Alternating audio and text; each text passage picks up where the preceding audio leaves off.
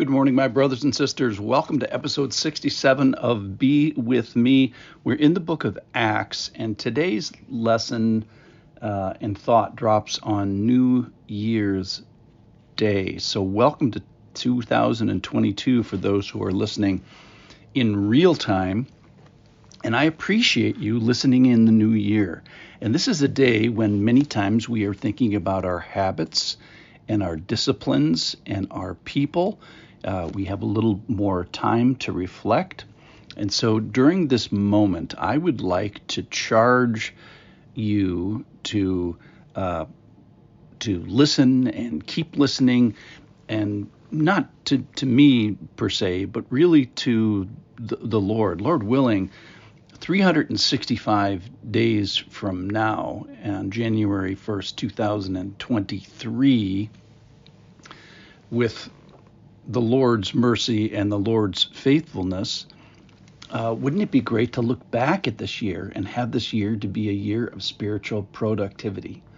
I'm thinking of the verse today as a year anniversary verse, Lamentations 3:22.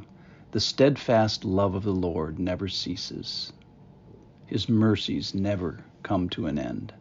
They are new every morning. Great is your faithfulness. The Lord is my portion, says my soul. Therefore I will hope in him. The Lord is good to those who wait for him, to the soul who seeks them. So wouldn't it be great if the Lord shows up for our 365 days of 2022?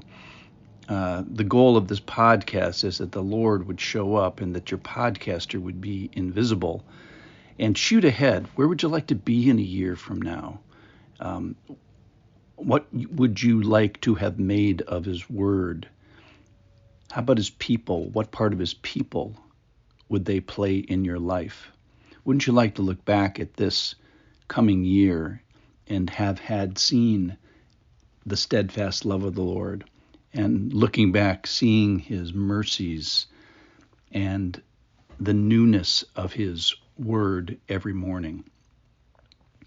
Wouldn't you like 2022 to be known for the greatness of his faithfulness, or whatever year you listen to this podcast? Maybe your answer today is yes. How can I get there? I think of two things I would charge you with. Number one would be his word, and number two would be his people.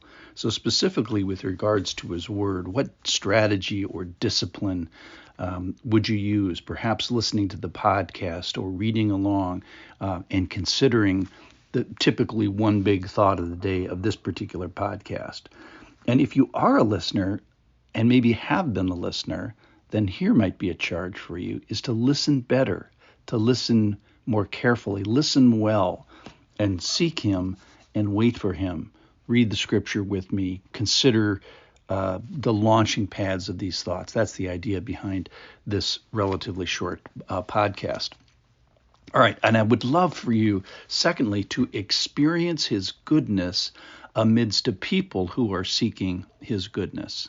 So we're all asking the question, is kind of these big questions. Who is my God? And if you haven't met him, well, let's get busy on that. And if you have met him, then let's seek him diligently and follow him and enjoy. This is not work and drudgery. He is to be enjoyed.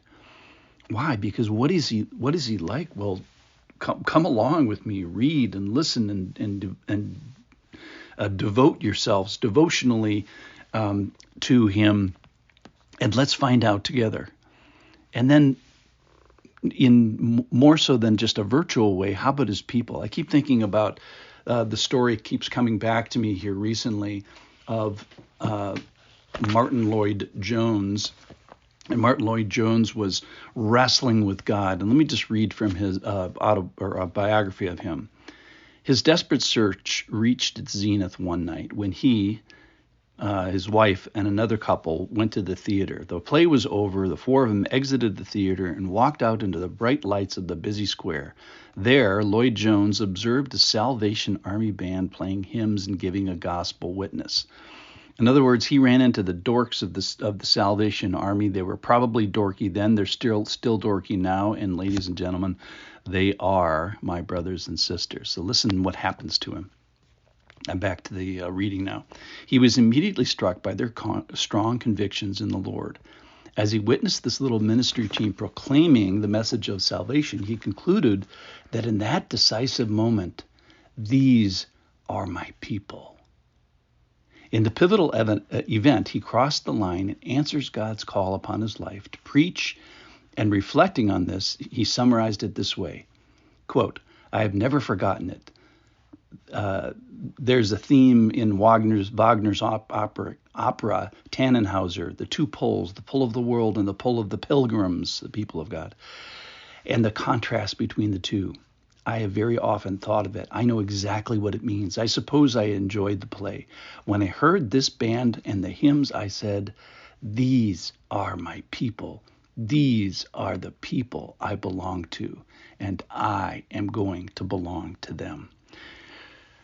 I just love that quote. And here's how it applies to Acts. Yesterday we introduced a man named Cornelius. Cornelius, Gentile soldier, of a different culture, of a different religion, but yet God-fearing.